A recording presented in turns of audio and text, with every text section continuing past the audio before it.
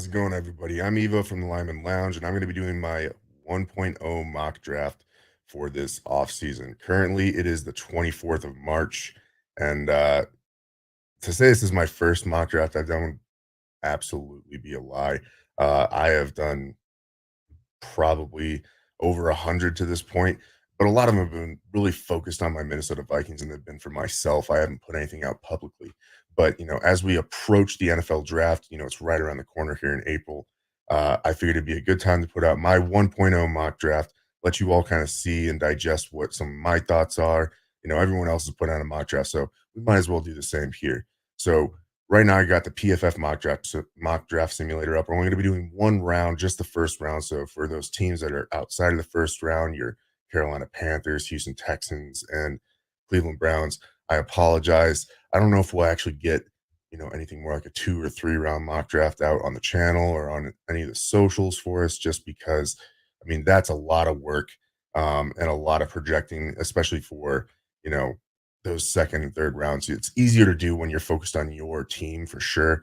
But if I end up going into further rounds, I think that's not going to just be an Evo mock draft 1.0. That's going to be a Lyman Lounge mock draft overall, with both me and Mike getting our thoughts on each of those picks.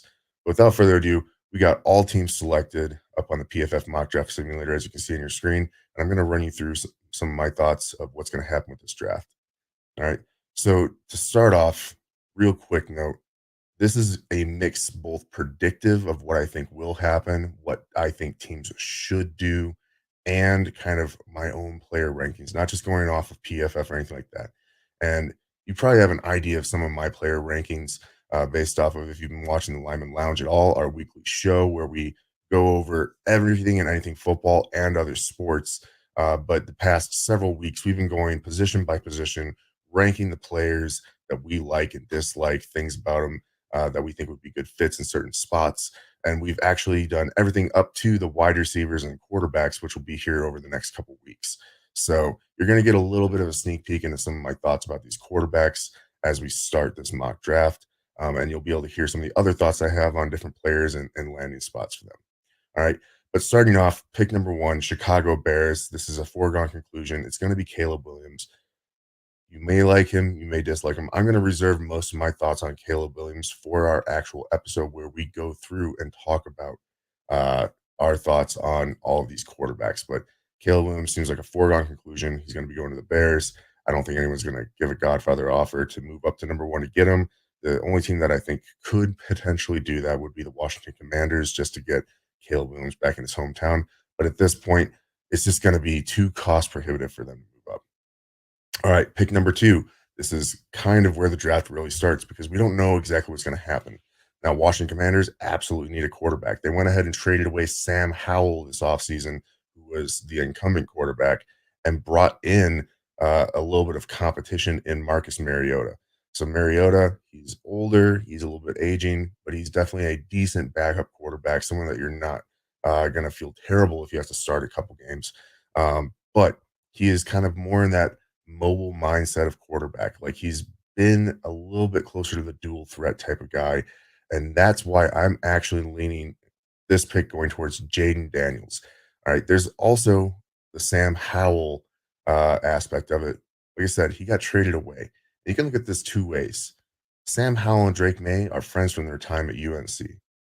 So wouldn't you want those guys to be together? Or it could be they don't want there to be some sort of headbutting of Sam Howell's a starter and Drake May's going to take his job again like he did in college. Um, that's a possibility. I have to lean a little bit more on. I think the skill set that Jaden Daniels has fits a lot better with what's going to be going up there with Washington and the new offense that they're installing. Um, my comp kind of for Jaden Daniels is actually RG3. I think he has a lot of things that remind me of RG3, and that's also kind of making the fit feel a little bit better because the Commanders, had RG3 back in the day. So we're going to be going Jaden Daniels, pick number 2 to the Commanders. Pick number 3, Patriots. So there are going to be trades in this mock draft. I think that, and this might be a little bit harsh, but a lot of people who put out their 1.0 mock drafts won't do any sort of trades because they took either 1.0 mock drafts a month, 2 months ago. Um, But to me, anyone that's putting out a mock draft that isn't having trades in the first round is just kidding themselves and kidding the people who are watching those mock drafts, because we all know trades are going to happen in the first round. I am willing to bet money, even though I don't know for sure, that there has not been a first round of the draft that has contained no trades. So I'm going to project some trades here. I'm going to try to not be super outlandish with them. But that also being said, I'm not really going to go into trade package details too in depth, because look, there's the term being thrown around quarterback tax and things like that, which I think, there's certain statistical analysis out there saying that there actually is no quarterback tax. There's some that believe that there is a quarterback tax. I would lean towards more likely than not there will be a quarterback tax, especially in this year's draft where we have so many quarterbacks looking to be taken that high off the board and so many teams in need of quarterbacks. And I normally put that tax around 125% of the Rich Hill chart trade value chart. So if you want to look for one of your teams, what it would take to trade up, things like that, I think that 125% and then maybe a little bit extra might actually need to be involved as far as the point scale there. But pick number three is a prime spot for a trade to happen. The Patriots, they are a team that is being broken down to the foundation and they need to be built up from the ground up. And a lot of that happens around the offensive line. A lot of it can happen with blue chip players. But the most important player on a football team is the quarterback. And if you throw one of these young quarterbacks that's still available out there right away, you're going to risk turning them into a Ryan Leaf, Zach Wilson, one of these failed quarterbacks. Even last year's top overall pick doesn't look like he's doing too hot because he was put on a terrible team in a terrible situation. I think the Patriots, they absolutely need a quarterback, and it would be a big failure for them to skip on getting a quarterback here. But they could absolutely look to say, hey, we're not going to put a quarterback out there, a top draft pick, and possibly throw them into a situation where they need to start right away. We're going to grab extra draft compensation. This is not a 1 year rebuild. It's not a 2 year rebuild. I think it's a minimum of 3 years for this team. And that in year three is when they could really start looking for a quarterback once they've built a foundation around them. That being said, I think that it's just going to be really difficult for the Patriots to move off of this spot when you do have top end talent in the draft at quarterback at these spots. I mean, the chance of the Patriots picking again in the top five next year, pretty high. But after that, that's when it starts to get dicey. Next year's quarterback draft does not look to be super strong at this point. So, with that being said, I think the Vikings will make a very strong push to get up to pick number three, and that if this pick swap happens, it'll happen before the draft, because I think the Vikings will have two probably quarterbacks in mind, but maybe three that they would be willing to accept at pick number three. And you know that two of the three guys are going to be there. So I think the Vikings will make a play for this, but ultimately it'll become too cost prohibitive. And on top of that, the Patriots are just going to want to get their guy in house, and hopefully they'll be smart enough to let him sit behind Jacoby Brissett for at least a year while they build up that team. Don't put him out there and put him into a rough situation where he's going to have problems. That quarterback is going to be Drake May. Now, Drake May seems kind of like the perfect fit there for the Patriots, honestly. I don't know if it's just because they've had years and years of kind of that pocket passing quarterback situation with Tom Brady there. Obviously failed with Mac Jones. We don't really know what this Patriots team is going to look like. They could look vastly different in these coming years under Gerard Mayo. A complete different structural change. Who knows? That's why Jaden Daniels doesn't feel like as much of a fit to them right now, but he absolutely could be the type of guy that they're going for. Um, that being said, Drake May, he's a guy that I do like. I have some questions about him. I think I have more questions about him than some out there who kind of have already penciled him in as like the number two best quarterback in this draft. He has good athleticism, but I think that athleticism is being overplayed. He's not Josh Allen. I think even Justin Herbert, who he gets, comped to sometimes, I think Justin Herbert is a little bit more athletic as well. That's not to say Drake May doesn't have good athleticism, though.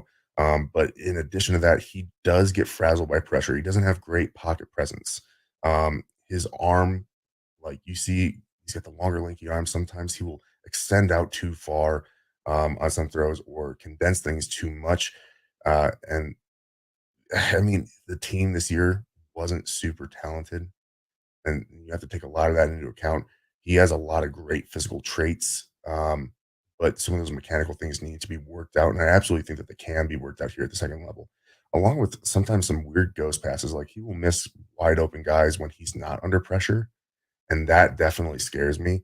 When you're doing that at the collegiate level, I mean, it's going to get exacerbated at the NFL level. It scares me a little bit. That being said, he's got a lot of tools and traits that you really like and want to see out of a starting caliber quarterback that you're going to be taking this high, and things that can definitely be worked out through good NFL coaching. That being said, if I have a kind of comp to him, it's and I don't even necessarily like this, but I kind of comp him to being like Carson Wentz prior to his injuries in the NFL. Carson Wentz was having like MVP seasons, strong arm. He has the mobility to move around a little bit in the pocket with good athleticism. But that being said, he will make bad throws. He will have some really bad turnovers, and not the best presence in the pocket. So that's kind of my comp there, a little bit of a hint towards one of our future episodes on the Lineman Lounge where we go over these quarterbacks. All right, next up, we have the Arizona Cardinals at pick number 4. All right, this is another spot that the Vikings will probably attempt to trade up to. And look, when I'm talking about trading up for these quarterbacks, I think there's two players right now. It's the Vikings and the Giants. All right, a lot of people, around the Giants organization have said that they're going to stick with Daniel Jones once he's back and healthy. It's his job to win and lose. But in reality, let's be real. We've seen what Daniel Jones is. Brian Dable, I think, is going to want to move on sooner than later because his job is definitely on the line. He's on the hot seat, and they've made some decent moves to kind of help that offensive line, but they still are like B and C tier players. Like John Runyon got paid to go there and be a guard. And he was on a okay Packers team as far as their offensive line and probably looked better because of the guys he was playing around. Even then, his PFF grades were pretty atrocious. And John Runyon, he ain't his daddy. Maybe he develops a little bit more because he's only been in the league a couple years, but he definitely is not his dad. He's not as good as you want from a starter level, and he's someone that they could absolutely move off from there. We'll see what they do with Evan Neal as well with the Giants. But either way, the Giants being at pick 6, it makes it really easy for either pick number 4 with the Cardinals or pick number 5 with the Chargers for them to flip flop picks, get an extra little bit of capital, and those Giants can move up and get their quarterback in JJ McCarthy. And then the Vikings, obviously, they made the moves already with Houston to get pick number 23. They are being aggressive and getting extra draft capital, especially this year, in order to make that move up in the draft to find their quarterback of the future. Um, so pick number 4 here, listening to a lot of Cardinals fans and Cardinals beat reporters and stuff like that, they are pretty happy with what Monty Austinfort did last year as a GM. I think that he's pretty savvy with his ability to maneuver and make picks and get good uh, quality acquisitions for those trades. I mean, Monty Austinfort already said, his whole statement about we got a neon sign. It's not going to be blinking, but it's going to say that we're open for business. They're going to take all calls. Realistically, that is just a sign of a GM doing their job correctly. You should never hang up the phone on anyone. You should always be able to be willing to listen to what sort of trade offers are on the table, even if it's outlandish. Like for my Vikings, I don't think that they are going to entertain very much, as far as trade speculation for Justin Jefferson. That being said, it would be very dumb for them to not listen to it and then turn it down. But you want to have all those options on the table. That being said, I think the Cardinals are actually going to be looking for quite a bit here because JJ McCarthy is the last quarterback considered in this top 4 grouping or being considered for this high of a pick. Um, and so they're going to try to use basic economics and supply and demand and try to milk as much as they can from another one of these teams in order to, you know, get a trade up for that quarterback. I think that's even gonna be the case with the Giants at 6. I think that the Giants at 6, they're gonna be asking for probably something a little bit more outlandish than what they should be. In my guess, without looking at those trade charts, I would think that they would still want just to move up 2 spots, a 3rd round pick maybe or something like that. I don't know if the Giants would be willing to do that. If I were the Giants, I would, but a 3rd round pick seems like it makes sense. I could see the Cardinals asking for even more. I'm talking about draft compensation next year, 2nd or 3rd round pick, which is pretty fucking crazy. But when you factor in that the Cardinals right now have a wide receiver room with Michael Wilson in it, and not much else, and then you have a blue chip top tier talent like a Marvin Harrison Jr., who I think could be like a Devontae Adams in this league, sitting there in your lap. Not only are they going to be adding the quarterback tax, which, like I said, I put at around 125% there, but they're also going to be adding an additional tax onto this trade because they're going to be passing up on a potential blue chip Pro Bowl Hall of Fame style player as he's viewed right now in Marvin Harrison Jr. And so I don't think any of the teams are actually going to bite on that. And I got Marvin Harrison going to the Cardinals here at pick number 4. It's a great get for them. Kyler actually looked a little bit better last year. Hopefully, he's putting some of the Call of Duty down and focusing a little bit more on football. And for all it's worth, I hated the Gannon signing. Monty Ossenfort, former, front office personnel from Minnesota, that actually tried to get the job there in Minnesota and lost out to Quessy. I thought he's done a pretty good job there with Arizona so far, other than bringing in Gannon. But that team actually performed pretty well last year, and I think it's less because of Gannon and more because of the personnel moves that they made. They made solid acquisitions. They didn't break the bank, and they've got some decent positional coaches underneath them. So we'll see what Gannon's able to do here in his second year, and you're getting a fantastic prospect there in Marvin Harrison. All right, next up, we have the Chargers. And again, another one of those top options for a trade. And this is where I think the trade actually will happen. I'm going to have the Vikings trading here with the Chargers to move up to get JJ McCarthy. All right, this makes sense for both sides. You have the Vikings who need a quarterback, and the Chargers who are really stripping this team down, um, and building it in Harbaugh's image. Now we know Harbaugh at Michigan run heavy scheme. He likes his defense. He likes his linebackers and things like that. Um, they bring in their offensive coordinator, who is definitely run heavy.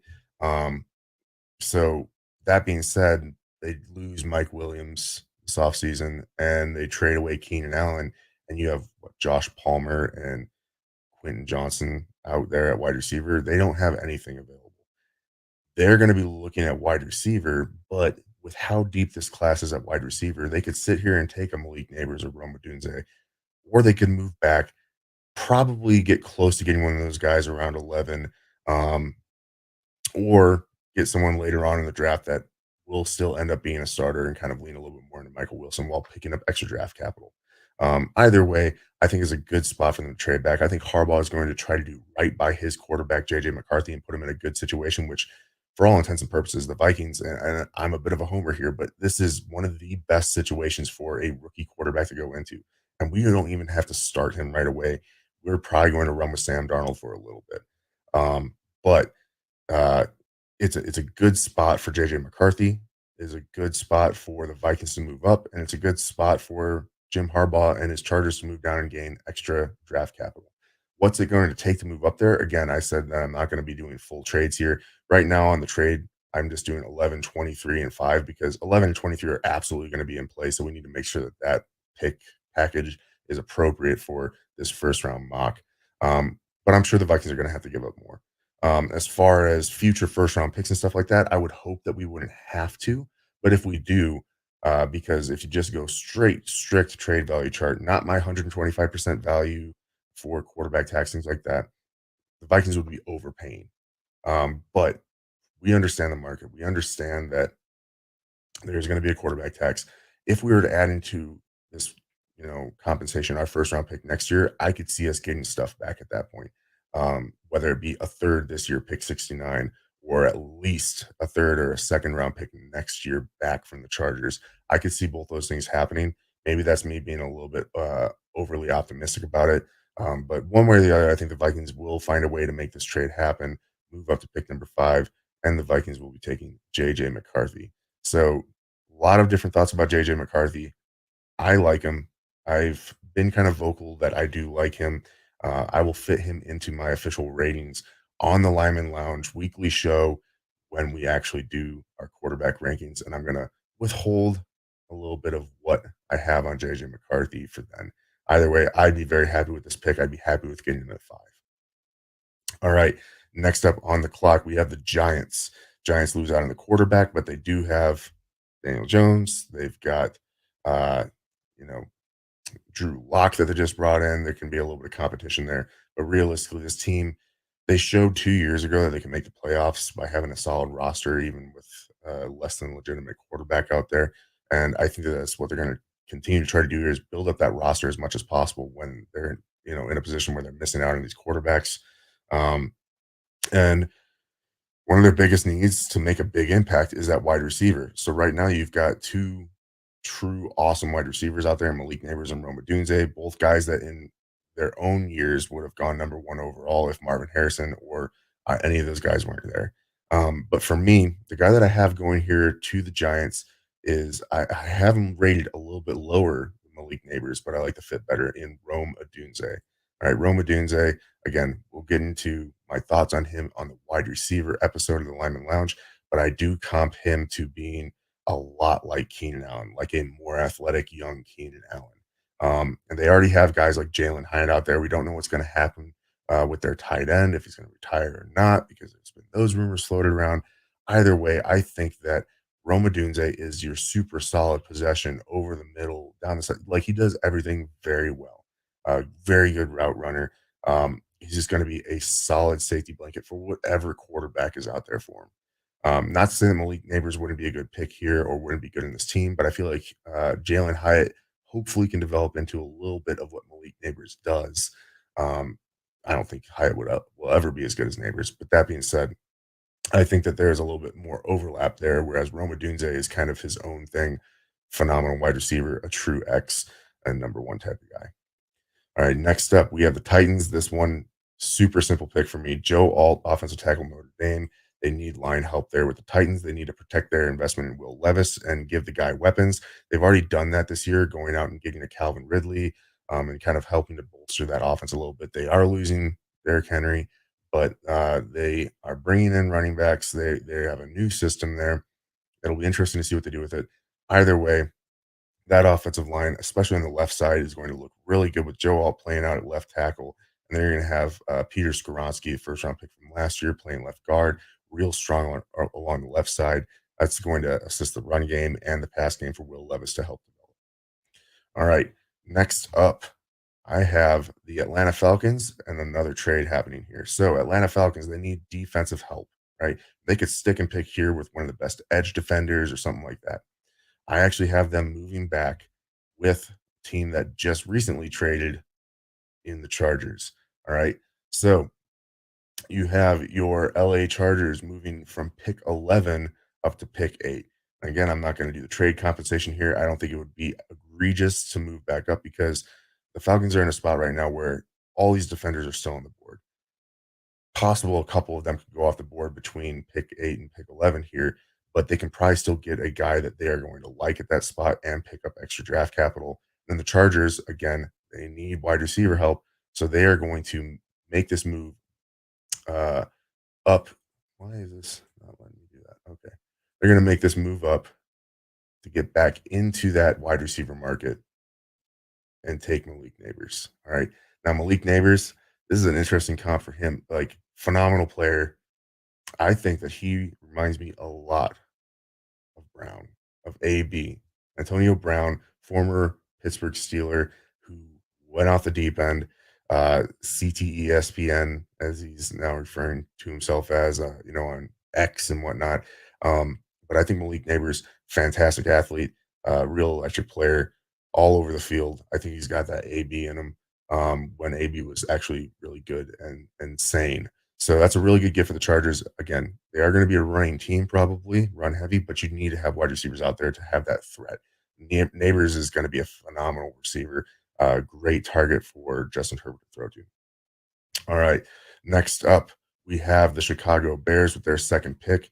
Realistically, I think that they should consider trading down in this spot because if you look real quick at the Bears, they've got pick 9 here, pick 75, and 122, and then nothing else for the rest of this year. Now, they do have a bunch of picks next year, but this is still a team that, while they have made significant improvements, they need to do a lot more to make sure that they're competitive in this NFC North, which seems to be looking better and better. Um, from the outside looking in and from within the division where I kind of sit. But they do need to consider possibly trading down in this spot. I couldn't really find a great trade target for them that's going to get them extra draft capital.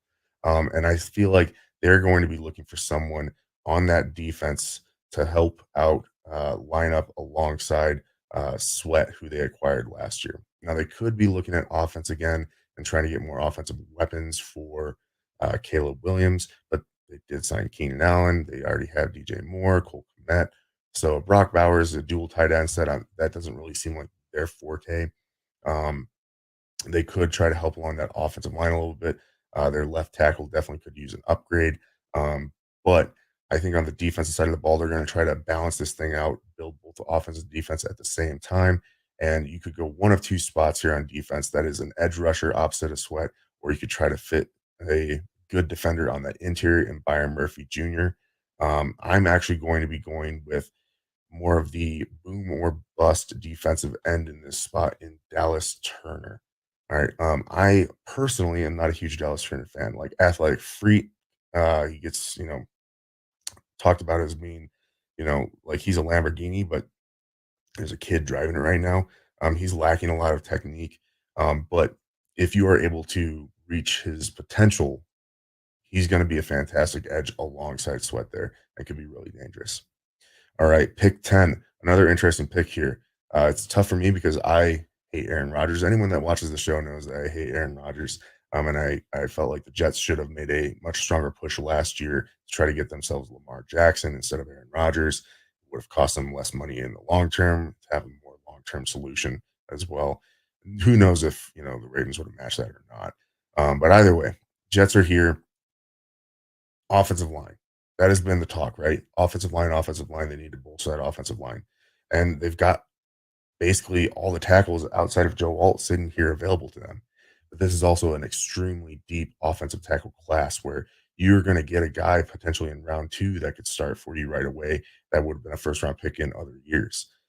The one thing that you're not going to find in round two and beyond is a supreme offensive talent. All right. Um, and when I say offensive talent, I'm talking about a weapon. So they have the opportunity to go after one here, and then you can say, "Hey, Evo, you're not focusing on that line. Who cares if they can get him later on? They need more line help." Well, they did do stuff this offseason to help bolster that line. They brought Morgan Moses out there at right tackle. They signed Tyron Smith to be their left tackle. They have Elijah Vera Tucker, who is flexible at those guard spots or at the tackle spots. And yes, they should probably still look at bringing in another tackle to develop because Tyron Smith, who knows how long he's going to be playing for, if he's going to be able to be on the field for all the year. But when he is at his best and starting, he is a very good offensive tackle. So I think they're going to stick with him as their left tackle and roll forward with that and bring in a development guy probably in the second round. That being said, we're going to go for offensive weapon here. And Brock Bowers is the guy I'm going with. Brock Bowers, he is that tight end, but he's a weapon. He's a fantastic receiver. He can block, but not great as a blocking tight end, but he can block, be a H-back type of role. Just so versatile on the field. It's a guy that any team would realistically like to have, even if you already have an established tight end. And so they're going to try to throw weapons out there for Aaron Rodgers. Um, of course, they already have Garrett Wilson, Brees Hall. Now they're going to add another receiving option, another dimension to that team. And I think their second receiver is Alan Lazard. So, it's not like they can't look at wide receiver, and they probably should look at wide receiver in this draft as well because it's very deep. But you're going to be able to get a solid number two, number three receiver here in the next couple rounds, whereas a starting tight end with that sort of talent who knows if you're going to find another one in this draft. There's guys I really like in this draft, and I think could become complete number one tight ends, but they're nowhere near close to being a blue chip guy like a Brock Bowers here. All right. Number 11, we have the Falcons on the clock after they traded with the Chargers, and this was originally Minnesota's pick. So, Falcons are on the clock. They're able to go after the defensive player that they want to get. Did they lose out on Dallas Turner? I guess we'll never know. Again, I've not been super high on him, but they are looking probably, I believe, for in this Raheem Morris defense, that kind of athletic freak type of defensive end. And a guy who I really like, who I do not think is getting enough credit, who I think is a top three to top five defensive end in this class, is going to be taken here at this spot. And it is Chop Robinson. All right. Chop Robinson, Penn State. Real quick look at him, 6'3", 250, had a fantastic combine. Um, I think that he is extremely athletically gifted, the fastest first step off the line of any of the edge rushers in this class, I believe. And he just needs a little bit more technique work, but he's not far off from being a standout defensive end in this league. I kind of like him. Well, I mean, I definitely like him better than Dallas Turner personally. Um, I would say Dallas Turner has higher upside, but I don't know if he's ever going to reach that ceiling. So Chop Robinson going here to the Falcons, and Raheem Morris gets a little bit of extra pass rush on this Falcons team that desperately needs defensive help right now. All right, next up we have number 12 Denver Broncos. Broncos right now are rolling into the year with Jarrett Stidham as their starting quarterback, and Ben DiNucci as their backup. James Madison Duke's Ben DiNucci. Um, which I love the Nooch, but he shouldn't really be even a backup in this league. Stidham is an okay backup, but he's definitely not a starter in this league, in my opinion. And that's a real tough spot for them to be in. So at pick 12, a lot of people are having the Broncos going after one of the next tier quarterbacks, and that's way too rich for my blood. Um, and that's why the Broncos, I think, are they're not going to be able to be players to move up to get quarterbacks as easily as the Giants or the Vikings. They're going to stick here, see what happens with the draft, and then they're going to open up shop for business to trade down. And they find a trade partner in my draft with the LA Rams. All right. Um, Now, are we here? So they're going to be dropping down to pick 19 again. Not going to be doing full trade compensation packages, but we're going to force this trade through. LA is moving up in order to get a strong defensive player, and the Broncos are going to move back, acquire some extra draft capital because that team does have a lot of holes to fill. And it's going to make it easier for them to potentially go after one of these second tiers of quarterbacks if they so want to later on in the draft. But with the Rams moving up to pick 12, Rams just lost out on Aaron Donald. He retired, one of the best defensive players ever in the league, realistically. And you're not going to be able to replace that talent, but you are going to need more defensive line help. Byron Murphy Jr. or Byron Murphy the second here. I love Byron Murphy. I think he's a phenomenal player. Um, Best defensive lineman in this class, in my opinion. And so you might as well go out and try to replace him as best as possible by moving up, getting that supreme talent in Byron Murphy, plugging him in on that line. All right. Pick 13, Vegas Raiders. For this one, again, they could be looking at a quarterback as well. Secretly, I think that they're going to be going after Spencer Rattler, possibly in round two. All right. Spencer Rattler, I think, is being slept on a little bit because he had a tumultuous college career. But last year at the Gamecocks, like he had one good receiver on that team and trash around him otherwise. And he was still able to put up some numbers and then looked really good in the Senior Bowl. Obviously, he was the Senior Bowl MVP, and looked good through this draft process so far. I think Spencer Rattler is actually going to be higher on people's boards than the public actually give him credit for. But that being said, they're not going quarterback here. They're not taking Spencer Rattler here, so don't worry about that. The guy that I like for them is Talise Fuanga. There's a silent N in there. Talise Fuanga at tackle. He's a right tackle. He can play a little bit of guard if you need him to. But this dude is Joe Alt is kind of the consensus number one on the board because left tackle is so important. Most of the league is right-handed throwing quarterbacks. So you want that left tackle, the blindside tackle to be really good. But honestly, if we took out that positional value, I've got Fuonga like almost neck and neck with Joe Alt as who is the best tackle in this class.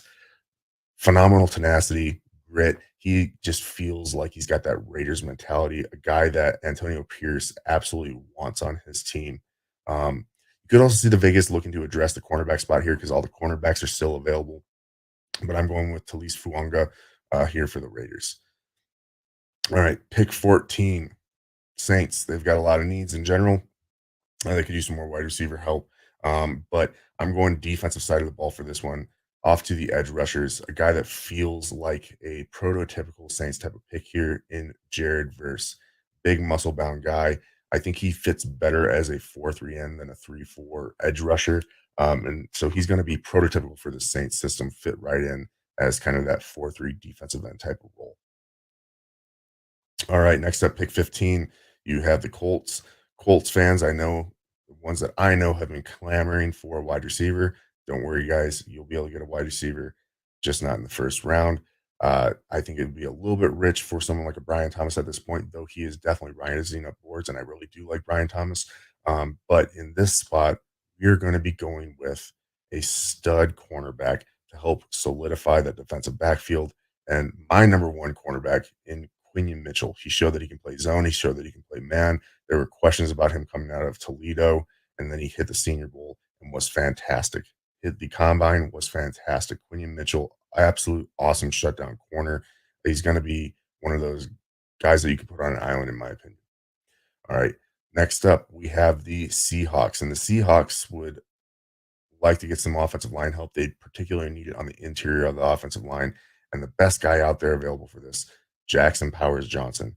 He's going to be absolutely phenomenal at center, but he absolutely can play guard as well. He played some in college, and he'll be a B plus above average to really good guard as well.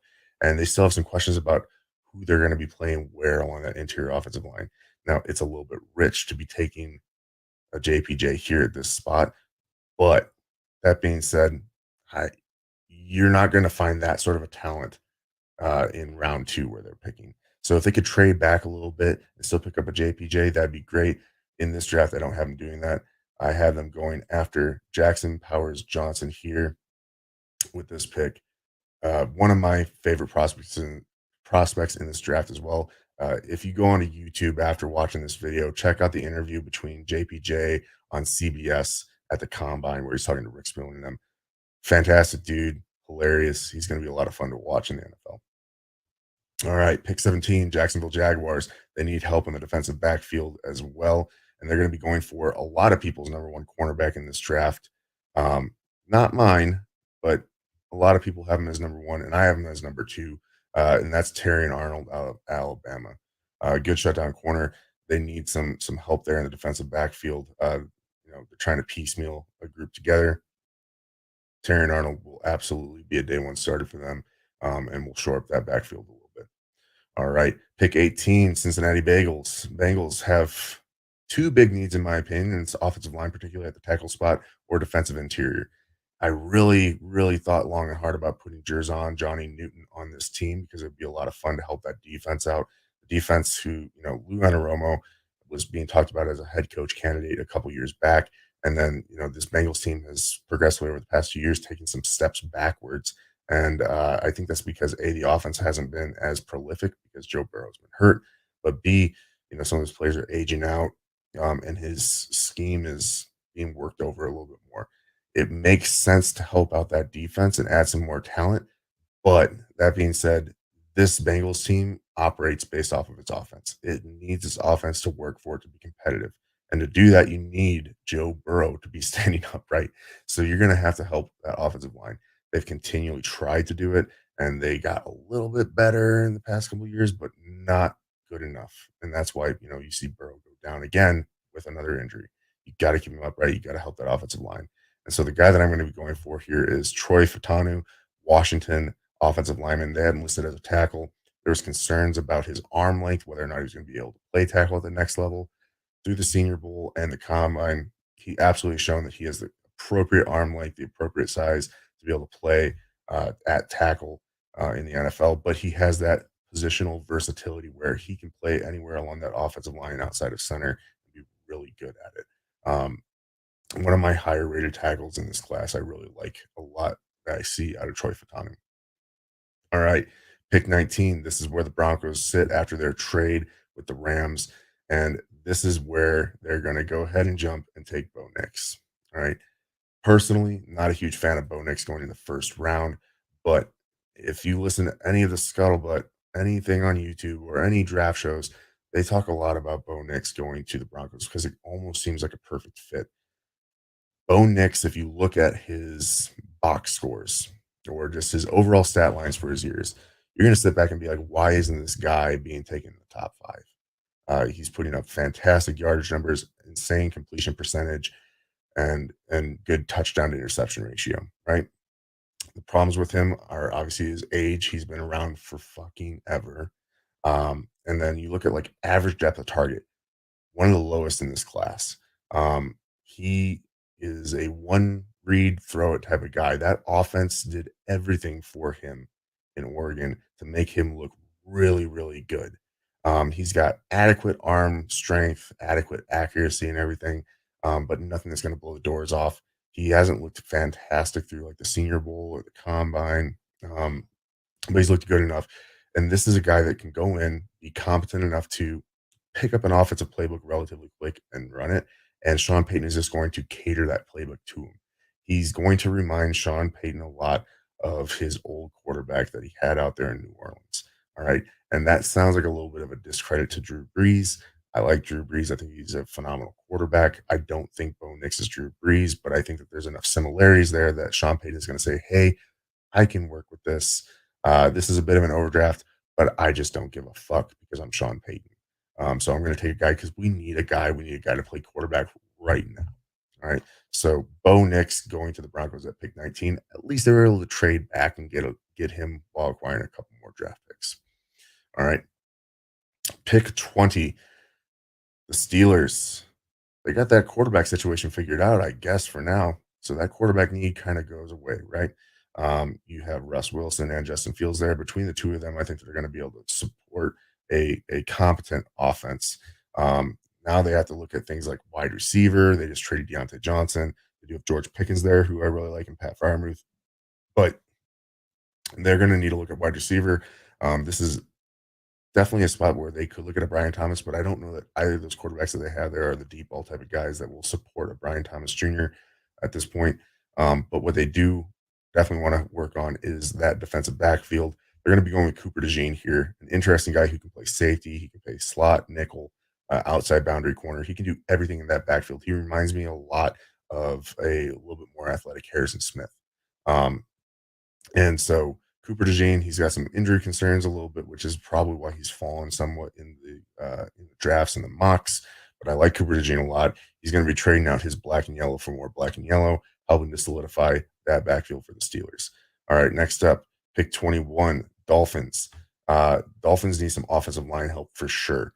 That interior of their offensive line, Connor Williams, went down with I believe, an ACL tear or MCL tear, one of the two late in the season. He's still a free agent as of me recording this. Um, Even though he had looked very good at center, it's just he's not going to be available by the beginning of next year if they were to re-sign him. And I don't know if that's actually going to happen or not. Um, and so Miami along the interior offensive line, they lost one of their guards to free agency this year. They need to bolster that up a little bit. And so with question marks being out there at both center and the guard spot, I'm going to take a guy here who has flexibility. He was a tackle in college, but he practiced a lot as a center at the Senior Bowl and guard at the Senior Bowl, and that is Graham Barton, uh, which it'll take me a second to find here, probably because a little bit lower down in some lists. There we go. Graham Barton from Duke. He projects out to have a great skill set for center, but he's a guy that you can rotate anywhere along that interior offensive line, depending on who they have, who they feel good about, and should be able to get the job done really well. So that positional flexibility is going to be good for him. And if he ends up having to play tackle, he's got shorter arms than you would like to see, but he can play tackle still if need be. So great flexibility there for Graham Barton. He's going to help keep Tua upright in that system because that system just relies on Tua getting the ball out quick and fast to all those weapons that they have out there. All right, next up, Philadelphia Eagles. To me, this defense is going to look a lot different with Vic Fangio being there. But at the end of the day, that secondary by the end of last year was just atrocious. It looked like those guys weren't playing anymore. You've got some aging veterans out there in Bradbury, and Slay, and some young guys that I do kind of like that need more development. But right now, they need to do something with that defensive backfield. They need options where they're going to feel comfortable with moving off of Bradbury and Slay here in the next coming years. So they're going to be going at cornerback, Nate Wiggins out of Clemson here to help bolster up that secondary that was, again, just kind of atrocious last year. All right, pick 23, LA Chargers. They get this pick from Minnesota. Minnesota originally got it from Houston. And this is a spot where the slide of Jerzon Johnny Newton ends. Harbaugh likes his trench play, and he's going to be going for a super solid interior defender here in Johnny Newton. Um, a great penetrating tackle. So he's going to be helping to solidify that defensive line. And they were able to retain both Bosa and Khalil Mack. See what's left in the tank for Mack there and allow those guys to hunt.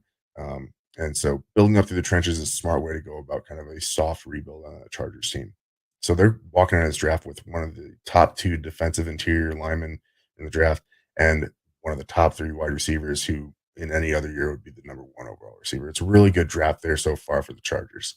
And they were able to trade back and get more picks for it. So a good part of a rebuild there for Harbaugh. Next up, we have the Cowboys at pick 24. Cowboys, you never really know what Jerry's going to do out there. But that offensive line used to be one of the staples of the team, and then they have just continued being slowly degrading and degrading, degrading. And getting a guy like a Graham Barton here would make a lot of sense too, where he's got positional flexibility on the interior line. But they did lose Tyron Smith. They do have guys like Terrence Steele and whatnot that's going to be playing tackle. Some of those guys I feel like are a little bit their tackles are a little bit better suited to be playing guard. I have them here going out and getting one of the more raw athletic talents at tackle that isn't going to have to start right away. But once he is starting, I think that he's going to be just as good as a Tyron Smith. And that's Tyler Guyton, motivational leader. He has absolutely every physical tool that you want to see from a guy to play tackle at the highest level in the league and a willingness to learn. He just doesn't have the technique because he hasn't been playing the position very long. He's going to be able to go in there, not be rushed into playing, and could turn out to be one of the best tackles, if not the best tackle, out of this group in this class once he's fully developed. All right, pick number 25. You have the Green Bay Packers. I have them taking Olu Fashanu here or Olu Fashanu, depends on where you're hearing that from. I don't know for sure which way it's actually pronounced. Either way, Bakhtiari's gonna not be starting there anymore. They were able to put together a competent offensive line, but the Packers tend to consistently draft offensive linemen for future replacements. They do tend to have some injuries there going on. So a Fashanu, a guy who is previously kind of seen as like a top 10 pick, maybe the number two tackle in this class, um, ends up falling down the board. And the reason why I haven't fallen and that I've soured on him a little bit is that his play strength just is not where I want it to be. I don't think that as of right now, he's going to be able to hold up against the top NFL edges out there with a lot of strength. Um, and he's been in a good weight room. We just talked about this yesterday, actually, on the Lyman Lounge show where we went over offensive linemen. Like they've got a great weight room there at Penn State. He's been there for 3 years. He still hasn't put on that strength and the bulk like you would really like to see out of him. But he's super athletic. He's good in pass pro. I just think he needs to add extra strength. Realistically, this is a fantastic get for the Packers because again, this is a guy that's in a lot of mocks going top 10, top 15, viewed as one of the top three offensive tackles. So for him to fall down here to them, it's a good gift for the Packers. All right. Pick number 26, Buccaneers. They're bringing edge rusher Laiatu Latu, another player that I absolutely love. I've got him in my top three of edge rushers in this class, even though he's not being taken like that. Like I said, it's a mix of both predictive and my feelings and thoughts on guys. Laiatu Latu, obviously everyone knows he was medically retired in college while playing up at Washington, got second opinions, ended up playing for UCLA, and was arguably and statistically uh, like the most prolific pass rusher in college football this year. The guy has nothing but moves, like something like 8 different actual pass rush moves that are fleshed out. Um, you are getting a guy with a super high floor here. And with first round picks, especially in the top of the first round, you don't really want to care too much about the floor. You want a guy that's going to exceed expectations and be a future Hall of Famer potentially. And Latu, at this point, you're going to be happy with that floor, even though there's that little bit of an injury concern. Apparently, the medicals were really good at the combine. But like a fantastic pass rusher, they lost guys this offseason like Shaq Barrett. They need to replenish a really good, solid fit for Latu to go into the system here with the Buccaneers. And another one of the guys I really like in this draft. Pick number 27, Cardinals pick again. So they made some value signings on defense this year. They kind of did that last year as well. It made them better, but not significantly better.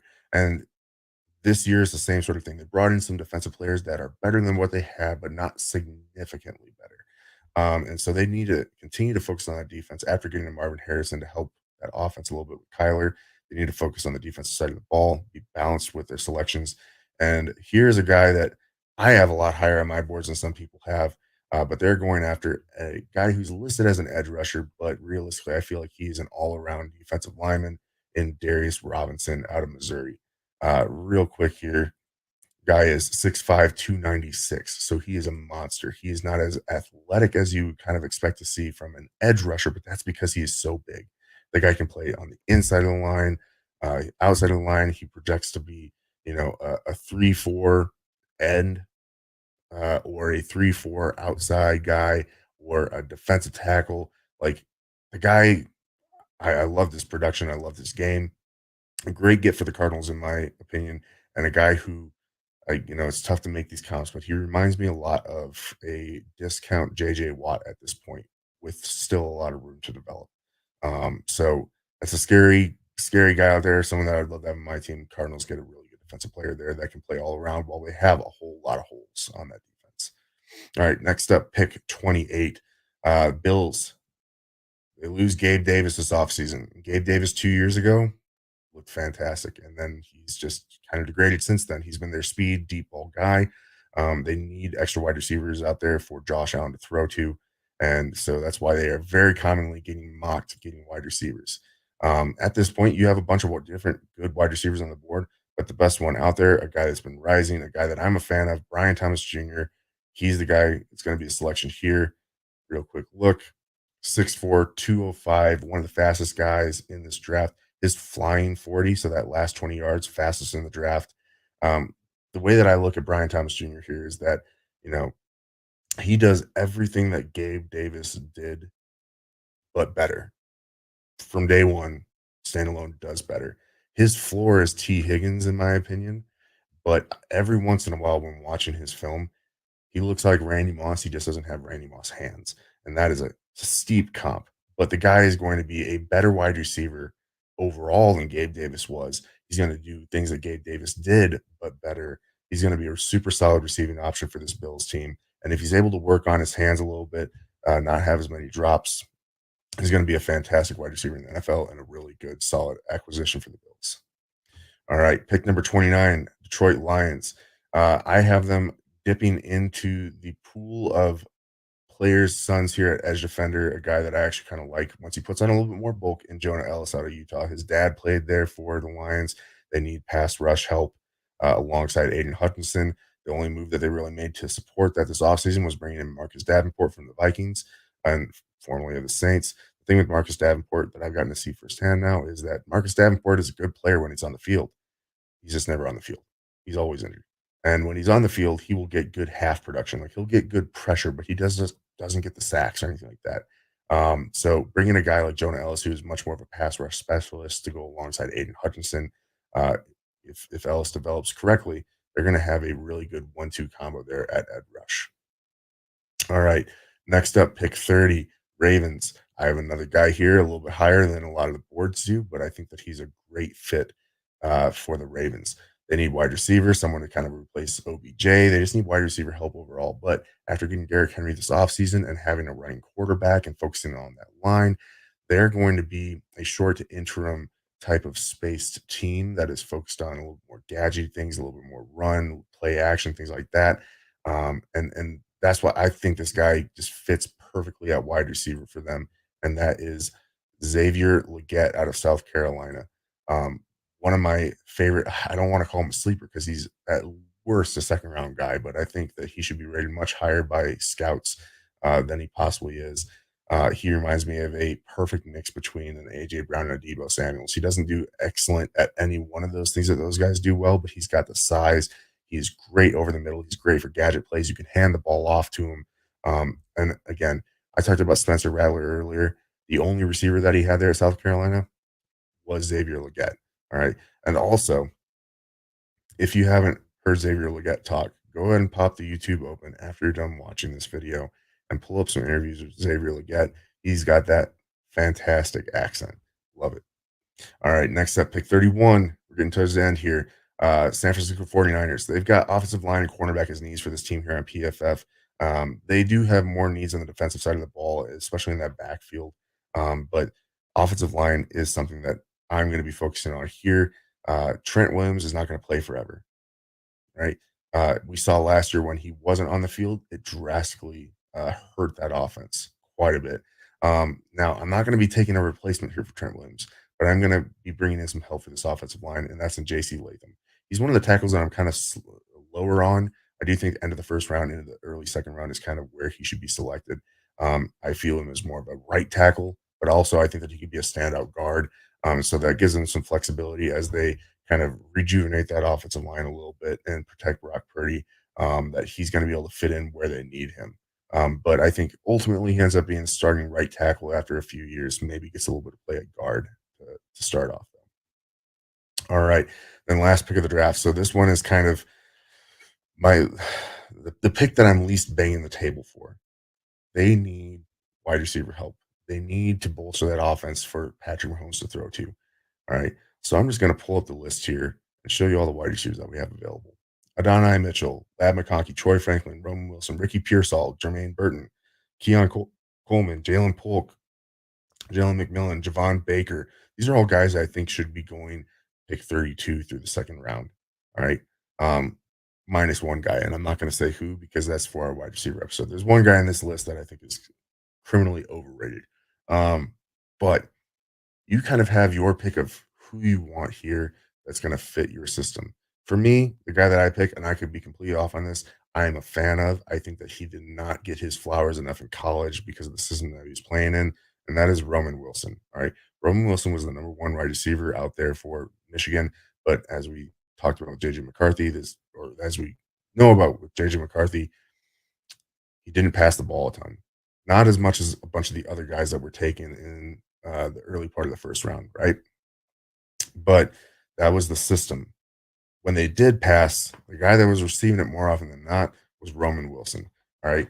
Um, I love Roman Wilson. I think that he has the chance and the upside to be number one wide receiver, much like St. Brown out there in Detroit. I think they're kind of from the same mold. He can do everything on the field. So fantastic and dangerous at all levels. I love Roman Wilson, and that gives that sure-handed target for Patrick Mahomes to throw to. All right.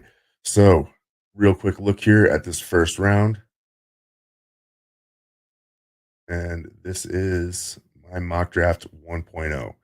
So, ladies and gentlemen, I'm sure you're going to have a lot of thoughts on this. I know that every time I watch a mock draft, I have thoughts, especially when I'm looking at it from the viewpoint of my team, who I want us to go after and how I want us to approach it. And it's very rare that I find someone that I feel like knocks out of the park, does things perfect. And that's okay. This is just my mock draft. By all means, go out there and do your own mock draft. Tell us what you would do different. Write down in the comments. Let me know where you think that I've made mistakes on evaluations on players or teams, and start up that conversation because we still have roughly around a month till the draft starts here, and I'm going to have probably more mock drafts than this. How many of them will be public? We'll see. But hopefully, you all enjoyed sitting here watching this mock draft. And make sure to tune in to the Lineman Lounge every weekend where we're going to be going over mock drafts. We're going to be going over these players and everything leading up to the draft, all a part of the No Sleeves Network. So, nosleevesnetwork.com. If you go to Google and just type in No Sleeves Network, that's No Sleeves, you'll find us. You'll find our page. You can find everything about our blogs, the Lyman Lounge, the Talk, our other podcasts, military based stuff, and some of our video gaming channels. Please go and check out that No Sleeves Network. And thank you for all the support. Please, if you could, just take the half second to like the page, subscribe if you so see fit, and please follow along. We really love pushing out this content to you.